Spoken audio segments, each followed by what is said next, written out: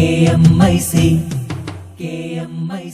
നാടിന്റെ ചലനങ്ങൾ കൺമുന്നിൽ കാണാം, വാർത്താവിശേഷത്തിൻ ചെപ്പു തുറക്കാം. KMIC news.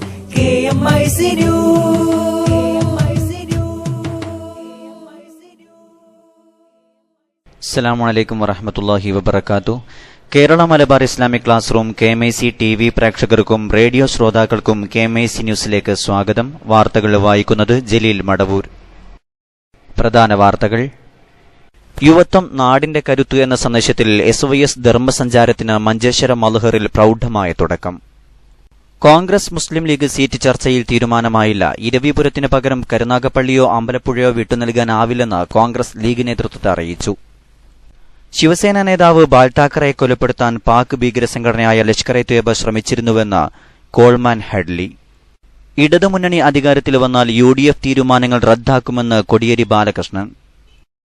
95 വർഷങ്ങൾക്ക് മുമ്പ് കാണാതായ കപ്പലിന്റെ അവശിഷ്ടങ്ങൾ കണ്ടെത്തി. പ്രവാസികൾക്ക് പ്ലിങ്ങാകാൻ ഒരു പോളിംഗ് കൂടി. അലി അക്ബറിന്റെ അറേബ്യൻ പോസ്റ്റ് ഇന്ന് KMIC ന്യൂസിൽ. വാർത്തകൾ വിശദമായി. കോൺഗ്രസ് മുസ്ലിം ലീഗ് സീറ്റ് ചർച്ചയിൽ തീരുമാനമായില്ല. ഇരവിപുരത്തിനു പകരം കരുനാഗപ്പള്ളിയോ അമ്പലപ്പുഴയോ വിട്ടുനൽകാനാവില്ലെന്ന് കോൺഗ്രസ് ലീഗ് നേതൃത്വത്തെ അറിയിച്ചു. അങ്ങനെ വന്നാൽ കടുത്ത നിലപാട് സ്വീകരിക്കേണ്ടിവരുമെന്ന് ലീഗ് മറുപടി നൽകി. ശനിയാഴ്ച വീണ്ടും ചർച്ച നടക്കും. കഴിഞ്ഞ തവണ ലീഗ് മത്സരിച്ച ഇരവിപുരം ഇത്തവണ RSPക്ക് വിട്ടുകൊടുക്കുന്നതിനാലാണ് പകരം സീറ്റ് ചോദിച്ചത്. ക്ലിഫ് ഹൌസിൽ നടന്ന ചർച്ചയിൽ ലീഗിനെ പ്രതിനിധീകരിച്ച് VK ഇബ്രാഹിം കുഞ്ഞ് മാത്രമാണ് പങ്കെടുത്തത്. മറ്റ് ലീഗ് നേതാക്കളുമായി ഫോണിൽ ആശയവിനിമയം നടത്തി. അതേസമയം ഘടകകക്ഷികളുമായുള്ള സീറ്റ് വിഭജന ചർച്ച ശനിയാഴ്ച പൂർത്തിയാക്കുമെന്ന് VM സുധീരൻ പറഞ്ഞു. കോൺഗ്രസ് സ്ഥാനാർത്ഥി പട്ടികയുമായി നേതാക്കൾ ഞായറാഴ്ച ഡൽഹിക്ക് പോകുമെന്നും സുധീരൻ തിരുവനന്തപുരത്ത് പറഞ്ഞു. അന്തരിച്ച ശിവസേന നേതാവ് ബാൽ ഠാക്കറയെ കൊലപ്പെടുത്താൻ പാക് ഭീകരസംഘടനയായ ലഷ്കർ-ഇ-ത്വയ്ബ ശ്രമിച്ചിരുന്നുവെന്ന് മുംബൈ ഭീകരാക്രമണ കേസിൽ അമേരിക്കയിൽ തടവിൽ കഴിയുന്ന ഭീകരൻ ഡേവിഡ് കോൾമാൻ ഹെഡ്ലി വെളിപ്പെടുത്തി. 2 തവണയാണ് ഠാക്കറയ്ക്കു നേരെ ആക്രമണം നടത്താൻ ശ്രമിച്ചതെന്നും ഹെഡ്ലി ഷിക്കാഗോയിലെ ജയിലിൽ നിന്ന് വീഡിയോ കോൺഫറൻസ് വഴി മൊഴി നൽകി. ആദ്യ ആക്രമണ ശ്രമത്തിനിടെ ഒരാളെ പോലീസ് പിടികൂടിയെങ്കിലും അയാൾ പിന്നീട് കസ്റ്റഡിയിൽ നിന്നും രക്ഷപ്പെട്ടെന്നും ഹെഡ്ലി പറഞ്ഞു. ലഷ്കർ ഭീകരൻ സാജിദ് മിർ ആണ് ഠാക്കറയെ ലക്ഷ്യമിടാൻ തന്നോട് നിർദ്ദേശിച്ചതെന്നും ഹെഡ്ലി വെളിപ്പെടുത്തി. കേസിൽ മാപ്പുസാക്ഷിയാണ് ഹെഡ്ലി. നേരത്തെ കേസിലെ പബ്ലിക് പ്രോസിക്യൂട്ടർ ഉജ്ജൽ നിക്കം ചോദ്യം ചെയ്തപ്പോഴും ഹെഡ്ലി ഇക്കാര്യം വെളിപ്പെടുത്തിയിരുന്നു. ലഷ്കറിനു വേണ്ടി താൻ ചെയ്ത ജോലിക്ക് പ്രതിഫലം കിട്ടിയിരുന്നില്ലെന്നും ഹെഡ്ലി പറഞ്ഞു. എന്നാൽ താൻ ലഷ്കറിന് 70 ലക്ഷം പാകിസ്ഥാൻ രൂപ തരപ്പെടുത്തി കൊടുത്തുവെന്നും ഹെഡ്ലി അറിയിച്ചു. തന്റെ പാകിസ്ഥാൻ സന്ദർശനം അമേരിക്ക സ്പോൺസർ ചെയ്തിട്ടുണ്ടെന്ന് ഹെഡ്ലി കഴിഞ്ഞ ദിവസം വെളിപ്പെടുത്തിയിരുന്നു. US ഡ്രഗ് എൻഫോഴ്സ്മെന്റ് അതോറിറ്റിയാണ് പാകിസ്ഥാനിലേക്കുള്ള യാത്രാച്ചെലവ് വഹിച്ചത്. നിയമസഭാ തിരഞ്ഞെടുപ്പിന് ശേഷം ഇടതുമുന്നണി അധികാരത്തിൽ വന്നാൽ UDF സർക്കാർ കൈക്കൊണ്ട വിവാദ തീരുമാനങ്ങൾ റദ്ദാക്കുമെന്ന് CPM സംസ്ഥാന സെക്രട്ടറി കോടിയേരി ബാലകൃഷ്ണൻ പറഞ്ഞു. മുഖ്യമന്ത്രി ഉമ്മൻചാണ്ടി ഏകാധിപതിയെപ്പോലെ പ്രവർത്തിക്കുന്നുവെന്നും കോർപ്പറേറ്റുകൾക്ക് സഹായകമാകുന്ന രീതിയിലാണ് UDF സർക്കാരിന്റെ പ്രവർത്തനങ്ങളെന്നും അദ്ദേഹം ആരോപിച്ചു. കൂടാതെ മിച്ചഭൂമികൾ വ്യാപകമായി സ്വകാര്യ വ്യക്തികൾക്ക് പതിച്ചുകൊടുക്കുകയാണ് മുഖ്യമന്ത്രി ചെയ്യുന്നതെന്നും അദ്ദേഹം പറഞ്ഞു. ഭൂമി പരിഷ്കരണ നിയമത്തെ പരസ്യമായി വെല്ലുവിളിക്കുകയാണ് സർക്കാർ ചെയ്യുന്നത്. ഭൂമികൾ പതിച്ചു നൽകുന്നതിൽ വൻ അഴിമതിയും ഇപ്പോൾ നടക്കുന്നുണ്ട്. 3.5 ലക്ഷത്തോളം ജനങ്ങൾ ഭൂമിയില്ലാതിരിക്കുമ്പോൾ വൻകിടക്കാർക്കാണ് സർക്കാർ ഭൂമി പതിച്ചു നൽകുന്നത്. ഈ ഭരണം തുടർന്നാൽ കേരളത്തിൽ അവശേഷിക്കുന്ന ഭൂമി പോലും സ്വകാര്യ വ്യക്തികളുടെ കൈകളിലാവുമെന്നും കോടിയേരി പറഞ്ഞു. സർക്കാരിന് റിയൽ എസ്റ്റേറ്റ് താൽപര്യമാണെന്നും സർക്കാരിനെ നിയന്ത്രിക്കാൻ സന്തോഷ് മാധവനെ പോലെയുള്ളവർക്കേ സാധിക്കുന്നുവെന്നും കോടിയേരി കൂട്ടിച്ചേർത്തു. KPCC പ്രസിഡന്റ് VM സുധീരനേക്കാൾ സർക്കാരിൽ സ്വാധീനമുള്ളത് സന്തോഷ് മാധവനാണെന്നും കോടിയേരി ആരോപിച്ചു. സംസ്ഥാന ഹജ്ജ് കമ്മിറ്റി മുഖേന ഹജ്ജിന് അപേക്ഷിച്ചവരിൽ നിന്നുള്ള വെയിറ്റിംഗ് ലിസ്റ്റ് പ്രസിദ്ധീകരിച്ചു. തുടർച്ചയായി 4 വർഷം അപേക്ഷിച്ചവരിൽ നിന്നും ആദ്യമായി അപേക്ഷിച്ചവരിൽ നിന്നുമാണ് നറുക്കെടുപ്പ് നടന്നത്. 4 വർഷം അപേക്ഷിച്ചവരിൽ നിന്നുള്ള വെയിറ്റിംഗ് ലിസ്റ്റിൽ നിന്നാണ് ഒഴിവ് വരുന്നതും പുതുതായി ലഭിക്കുന്ന സീറ്റിലേക്കും ഹാജിമാരെ നിയോഗിക്കുക. KLR എന്ന കോഡിലായിരിക്കും ഇവരുടെ കവർ നമ്പർ.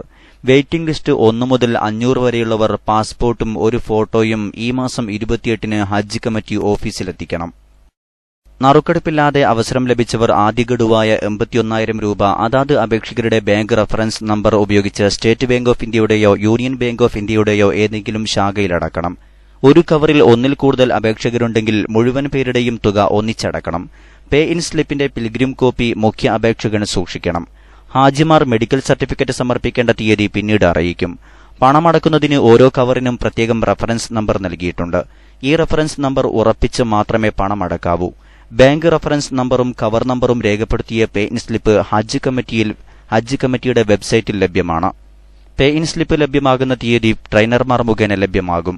രണ്ടാം ഗഡു തുക അടയ്ക്കേണ്ട തീയതി, ഹജ്ജ് പഠന ക്ലാസ്, കുത്തിവയ്പ്, യാത്രാ തീയതി എന്നിവ പിന്നീട് അറിയിക്കും.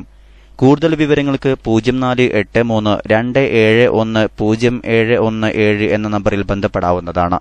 ഹജ്ജ് കമ്മിറ്റി എക്സിക്യൂട്ടീവ് ഓഫീസർ ജില്ലാ കളക്ടർ ടി ഭാസ്കരൻ നറുക്കെടുപ്പ് നിർവഹിച്ചു. ET Muhammad Basheer MP, MLA മാരായ K Muhammadunni Haji, KNA Khader, CP Muhammad തുടങ്ങിയവർ സംബന്ധിച്ചു. 95 വർഷങ്ങളായി നിലനിന്ന ദുരൂഹതയ്ക്കും അഭ്യൂഹങ്ങൾക്കും ഒടുവിൽ വിരാമം. കാലിഫോർണിയയിലെ മേയർ ഐലൻഡിൽ നിന്നും പുറപ്പെടുകയും പിന്നീട് കാണാതാവുകയും ചെയ്ത അമേരിക്കൻ കപ്പൽ USS കോനിസ്റ്റോഗയുടെ അവശിഷ്ടമാണ് ഇപ്പോൾ കാലിഫോർണിയ തീരത്തു നിന്നും കണ്ടെത്തിയിരിക്കുന്നത്. 1921 മാർച്ച് 24-ന് 56 ജീവനക്കാരുമായി യാത്രയാരംഭിച്ച കപ്പൽ പേൾ ഹാർബർ തീരത്ത് വെച്ചായിരുന്നു കാണാതായത്. വലിയ കാറ്റും തിരമാലകളിലും പെട്ട് വൈകിട്ട് സാൻ ഫ്രാൻസിസ്കോ ഉൾക്കടലിലായിരുന്നു അവസാനമായി കണ്ടിരുന്നത്. ഡസൻ കണക്കിന് വിമാനങ്ങൾ ഉപയോഗിച്ചും 60 കപ്പലുകളും 3 ലക്ഷം ചതുരശ്ര കിലോമീറ്റർ തെരച്ചിൽ നടത്തിയിരുന്നെങ്കിലും വിഫലമായതിനെ തുടർന്ന് ജൂൺ 30-ന് തെരച്ചിൽ അവസാനിപ്പിക്കുകയായിരുന്നു. അന്ന് മരിച്ചവരുടെ അനുസ്മരണാർത്ഥം US നേവി വിഭാഗം പ്രത്യേകമായി സംഘടിപ്പിച്ച ചടങ്ങിൽ ഇതേക്കുറിച്ചുള്ള വിവരം പ്രഖ്യാപിക്കുകയും ചെയ്തു. പ്രവാസികൾക്ക് പ്ലിങ്ങാകാൻ ഒരു പോളിംഗ് കൂടി, അലി അക്ബറിന്റെ അറേബ്യൻ പോസ്റ്റ്. നാടിന്റെ ചലനങ്ങൾ കൺമുന്നിൽ കാണാം, വാർത്താവിശേഷത്തിൻ ചെപ്പു തുറക്കാം. KMIC news, KMIC. പ്രവാസികൾക്ക് പ്ലിങ്ങാകാൻ ഒരു പോളിംഗ് കൂടി. അടുത്ത വട്ടം പ്രവാസികൾക്ക് വോട്ട് ഉറപ്പ് എന്നൊക്കെ ചില മന്ത്രിമാർ കാച്ചിവിട്ടു. സുപ്രീംകോടതിയുടെ ഇടപെടലും തിരഞ്ഞെടുപ്പ് കമ്മീഷന്റെ അഭിപ്രായപ്പെടലും നിയമസഭയിലെ ചർച്ചയും കേന്ദ്ര ഗവൺമെന്റിന്റെ നിലപാടും എല്ലാം കൂടി ചേർന്നപ്പോൾ അങ്ങ് മോഹിച്ചുപോയി. ONV കവിത പോലെ വെറുതെ ഈ മോഹങ്ങളെന്നറിയുമ്പോഴും. വോട്ടർ പട്ടികയിൽ പേര് ചേർക്കാനുള്ള അർഹതയാണ് മുൻകാലങ്ങളിൽ നിന്ന് വ്യത്യസ്തമായി പ്രവാസികൾക്ക് ഇപ്പോഴുള്ള അവകാശം. ഓൺലൈൻ വഴി ഗൾഫിൽ ഇരുന്നും പേര് ചേർക്കാം എന്ന സൌകര്യവുമുണ്ട്. പക്ഷേ വോട്ട് ചെയ്യാൻ പറ്റില്ല. വോട്ട് കുത്താൻ നാട്ടിൽ തന്നെ പോകണം. ടിക്കറ്റ് കിട്ടാൻ ചുരുങ്ങിയത് 30,000 രൂപ ചെലവിടണം. അവധിയെടുത്ത് പോകുമ്പോൾ വരുന്ന ശമ്പള നഷ്ടം വേറെയും, അവധി കിട്ടാൻ പെടുന്ന പാട് അതിലും പരം. ചുരുക്കി പറഞ്ഞാൽ വോട്ടർ പട്ടികയിൽ പേരുള്ള പ്രവാസികളിൽ 95% പേരും വോട്ട് ചെയ്യില്ല. വോട്ടർ പട്ടികയിൽ പേരില്ലാത്തവരുടെ കാര്യം പറയുകയും വേണ്ട. കേരളത്തിലെ ഒരു മണ്ഡലത്തിൽ എത്ര പ്രവാസികളുണ്ടെന്നതിന്റെ കണക്ക് പരിശോധിക്കേണ്ടതുണ്ട് ഈ വേളയിൽ. വിശിഷ്യ കാസർകോട് മുതൽ തൃശൂർ വരെയുള്ള ജില്ലകളിൽ ഓരോ മണ്ഡലത്തിലും ശരാശരി 25,000 പ്രവാസികളുണ്ടാകും. അതിൽ 3,000 വോട്ട് പോലും പോൾ ചെയ്യപ്പെടില്ല. ശേഷിക്കുന്ന 22,000 പേരെയും പുറത്തു നിർത്തിക്കൊണ്ടാണ് നമ്മുടെ ജനാധിപത്യം പുഷ്കലമാകുന്നതെന്ന് ചുരുക്കം. മണ്ഡലത്തിലെ പ്രവാസികളുടെ എണ്ണം ആ മണ്ഡലത്തിന്റെ ഭാഗധേയത്വം നിർണ്ണയിക്കാൻ പലവട്ടം പര്യാപ്തമാണ്. വോട്ടുകൾ മുഴുവൻ ഒരു മുന്നണിക്ക് മുഴുവനങ്ങ് പോകില്ലെങ്കിൽ കൂടി പ്രവാസികളുടെ രാഷ്ട്രീയം സ്വാഭാവിക ബലാബലത്തിന്റെ അളവുകളെ മാറ്റിമറിക്കും. പ്രവാസികൾക്ക് ഓൺലൈൻ വോട്ട് ഏർപ്പെടുത്തണമെന്ന് കേരള നിയമസഭ അംഗീകരിച്ച് കേന്ദ്രത്തെ അറിയിച്ചിട്ടുണ്ട്. സുരക്ഷിതമായ മാർഗത്തിലൂടെ ഓൺലൈനിൽ വോട്ട് ചെയ്യാനുള്ള സംവിധാനങ്ങൾ ക്രമീകരിക്കുകയാണ് വേണ്ടതെന്ന് ഇതു സംബന്ധിച്ചുള്ള ചർച്ചയിൽ പ്രതിപക്ഷം നിയമസഭയിൽ നിലപാടെടുത്തു. രാഷ്ട്രീയ പ്രബുദ്ധമായ വോട്ടുകൾ ആർക്കാകും ഗുണം ചെയ്യുകയെന്ന് നന്നായി അറിയുന്ന BJP സർക്കാർ പക്ഷേ പ്രവാസി വോട്ടിന് അത്ര താൽപര്യപ്പെടുന്നില്ല. അതുകൊണ്ട് തന്നെ ഇത്തവണയും സ്വാഹ. മുറികളിൽ ഇരുന്ന് രാഷ്ട്രീയം പറഞ്ഞ് വീര്യം തീർക്കുകയേ പ്രവാസിക്ക് നിർവാഹമുള്ളൂ. രാഷ്ട്രീയ ഭേദമന്യേ ജനാധിപത്യ അവകാശ നിഷേധത്തിൽ പ്രവാസികൾ ഒരുപോലെ ഇരവൽക്കരിക്കപ്പെടുകയാണ്. പക്ഷേ പ്രവാസിയുടെ രാഷ്ട്രീയം അത്ര ദുർബലമല്ല. നാടും കുടുംബവുമായും നാട്ടിലെ രാഷ്ട്രീയവുമായും പൊക്കിൽക്കൊടി ബന്ധം വിച്ഛേദിച്ചല്ല ഒരു പ്രവാസിയും ഗൾഫ് നാടുകളിൽ കഴിയുന്നത്. പ്രത്യേകിച്ച് മലയാളികൾ സ്വന്തം വോട്ടവകാശം മരവിപ്പിച്ച് നിർത്തിയിരിക്കുകയാണെങ്കിലും പ്രവാസിയുടെ രാഷ്ട്രീയ പ്രബുദ്ധതയിൽ നിന്നുയരുന്ന വോട്ടുകൾ ഓരോ മണ്ഡലത്തിലും ഓരോ ബൂത്തിലും കൃത്യമായി രേഖപ്പെടുത്തപ്പെടും. അത്രയങ്ങ് ആഴത്തിൽ മനസ്സിലാക്കാൻ ഇപ്പോഴും രാഷ്ട്രീയ പാർട്ടികൾക്ക് സാധിച്ചിട്ടില്ല.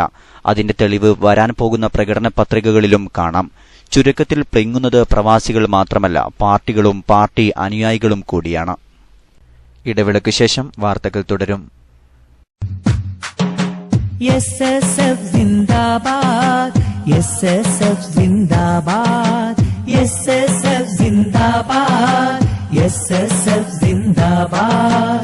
സമരമുഖങ്ങളിൽ നിറവിരി മാറുവിരിച്ചിവർ പാടി പടപ്പാട്ട്.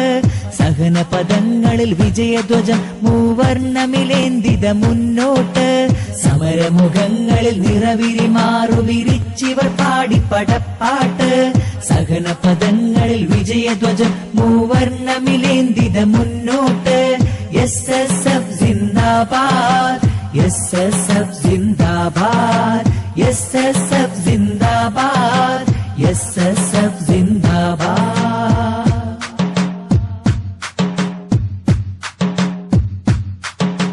ധാർമ്മിക വീതികൾ ആത്മീയ കൈത്തിരിയാലെ പ്രകാശിതമാക്കാം.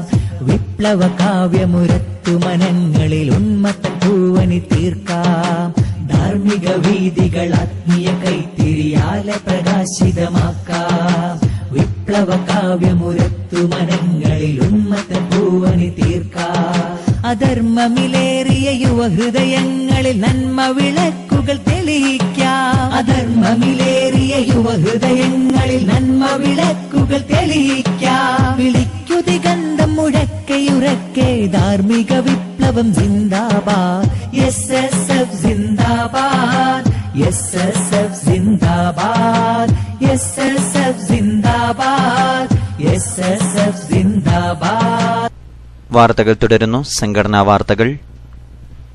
യുവത്വം നാടിന്റെ കരുത്ത് എന്ന സന്ദേശത്തിൽ SYS സംസ്ഥാന നേതാക്കൾ നയിക്കുന്ന ധർമ്മസഞ്ചാരത്തിന് മഞ്ചേശ്വരം മൽഹറിൽ പ്രൌഢമായ തുടക്കം.